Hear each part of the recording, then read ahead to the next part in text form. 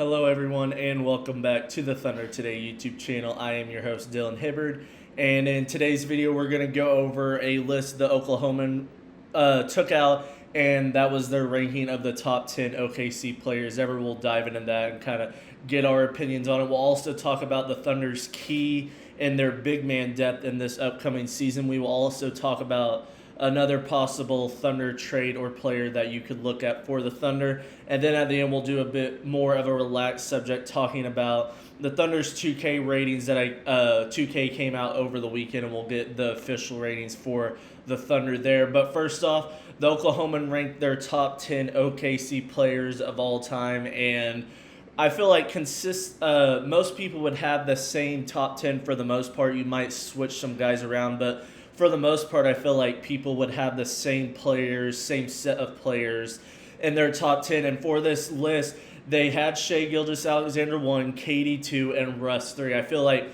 most people at this point now, if you're a Thunder fan or just kind of on the outside of a Thunder fan looking in, you kind of have to agree that Shai has jumped not only because he led the team to its first ever championship, he's got the MVP just like KD and Russ, just had one of the greatest seasons of all time. So everybody should be right on the same page with it being Shai, KD, Russ. Some people might flip Russ and KD just because of the hate of KD and what KD did, but as a player, you would probably go KD 2 and Russ 3.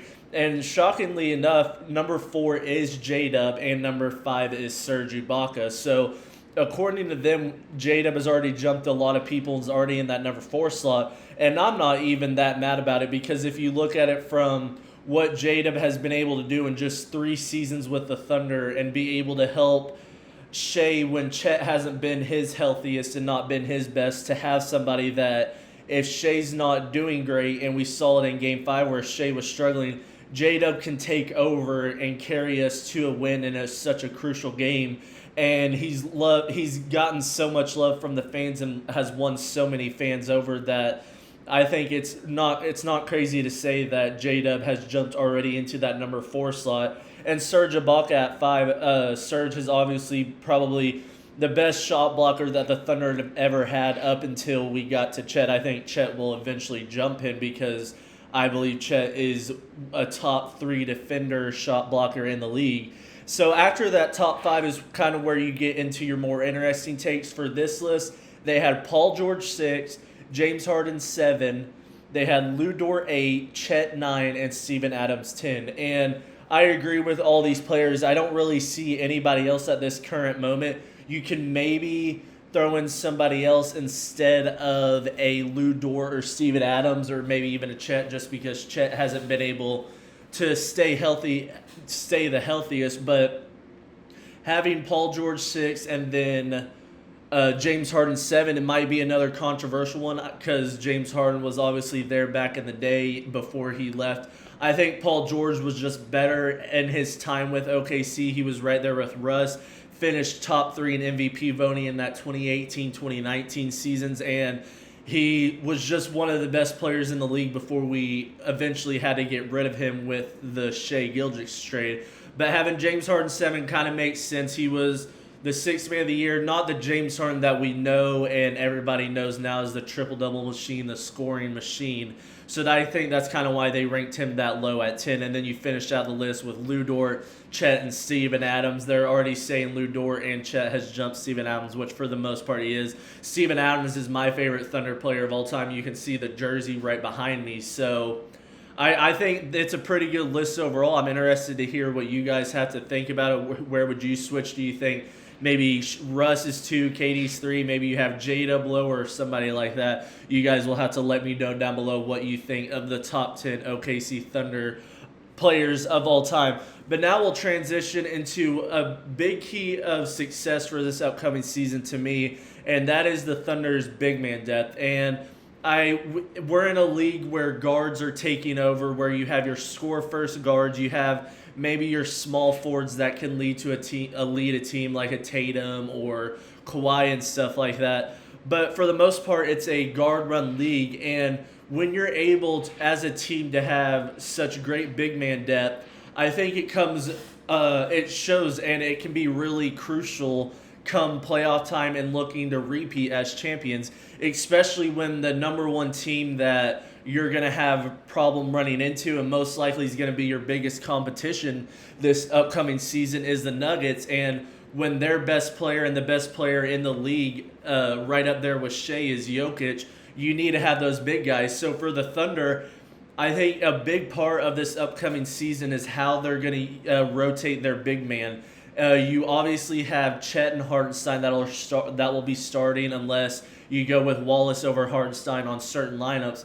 But you're also going to have Sorber and J. Will off your bench as well. And we're not sure what we're going to get from Sorber obviously yet. We know what J. Will can bring. He's a big body. He played big crucial minutes in that Nuggets series in the second round. He's a big body who can kind of get under Jokic's skin. He's not only the hype guy on the bench, but he's able to knock down a three, stretch out the floor while he's out there, but still be a big body and get some big-time rebounds and set some big-time picks. So for the Thunder, I think it's a really big thing of making sure your big man depth and your rotations are good, because I really think in this day and age, the big man gets overlooked because the Thunder's problem outside of their three-point shooting, their second biggest problem was rebounding. And if you can go out there and have a good big man rotation where that rebounding isn't as big of a problem, where you're giving up so many second chance rebounds and turning into those second chance points, it could be a really big thing for the Thunder if they can turn that around. So it's just something to kind of, I'm going to have my eye on early on in the season, kind of seeing what Mark Dagnall runs depending on, because I mean, you're going to run into some early teams early on that will have some big guys that you're really going to have to plan for. The first night, you're going to have a guy in Sengun that you're going to have to plan around stopping not only KD, but you have him as well. So it's going to be an interesting time. Obviously, the guards on the team, like your Shea and JW, your forwards, are still going to be the most important parts of the team, but an underrated part to kind of keep your eye on, at least for me in the early part of the season, will be how Mark Dagnall and the big man rotation and the depth kind of perceives itself. And we'll kind of transition down to what the trade and off-season rumor type stuff and who the Thunder could look at getting. We're obviously always paying attention to that and keeping you guys updated if there's a guy out there that the Thunder could potentially go after. And the one we're going to talk about today is Malcolm Brogdon. He's a 3-and-D guy, another great guard that the Thunder could get, a defensive-oriented guard, and obviously that's what the Thunder will always look for, a guy who can play both sides of the ball. He was on Washington this past season, averaging 12.5 points on 45% shooting. And if the Thunder, if we're at that point in the trade season where we're having guards like Isaiah Joe and Topic isn't turning into his own, and maybe you have another guard that's struggling like an AJ Mitchell, maybe you look at trading one of those guys and getting a veteran like Malcolm Brogdon in there who can knock down threes and also play some high-quality defense and give you high-quality point guard minutes off the bench. Because if we're not getting those and a guy who can handle the ball, because maybe Topic isn't able to stay healthy, knock on wood, or maybe he's not ready quite yet to be in those big-time playoff minutes, a guy like Malcolm Brogdon can really help you,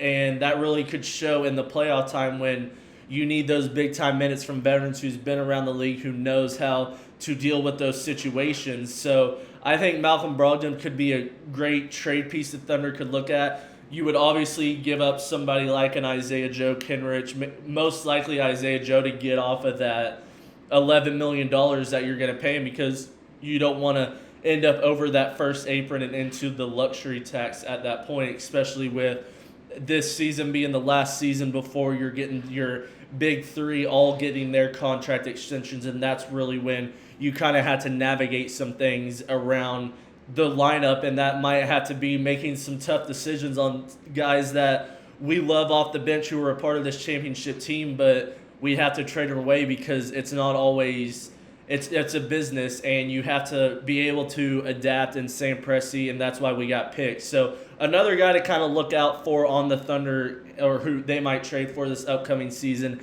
is Malcolm Brogdon from the Washington Wizards. And then we're going to wrap up the video today kind of talking about the 2K ratings for the Thunder that came out. 2K came out on Friday. Obviously, we knew Shea was the tied for first in the game on overall rating at a 98 with Jokic And right after that, J-Dub is right at a 90. J-Dub did clips that 90 overall club, which is a big deal for 2K. That's kind of when you know you're in that extra territory from that 89 to a 90. And for the 80s, Chet was an 88 overall. Didn't quite get to that 90, but I fully believe if he can have a great season, stay healthy, and possibly even get an all-star nod, he will definitely be in that 90 overall club next year. And for the rest of the 80s, Isaiah Hartenstein is an 82 overall. You have Lou Dort as an 81 overall and Caruso at an 80 overall. And then kind of to fall out the rest of your top 10, you have Cason Wallace as a 79 overall, Isaiah Joe 78, Aaron Wiggins 77, and Kenrich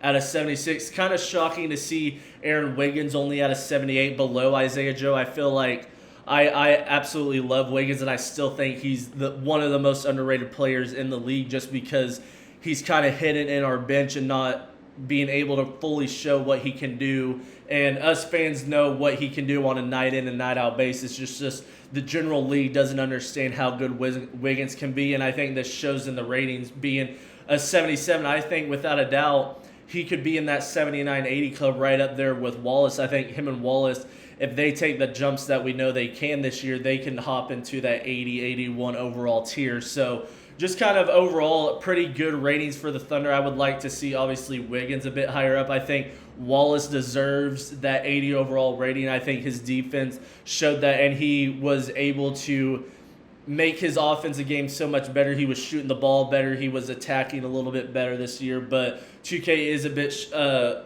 bit more strict on those lower guys on the ratings, so we'll just have to see. And obviously those ratings will fluctuate throughout the year depending on how the guys play and all that. But that'll be it for me today, guys. I hope you guys enjoyed this video. Make sure you hit the like button and the subscribe button. That helps the channel out so much, and I will see you guys in the next video. Peace.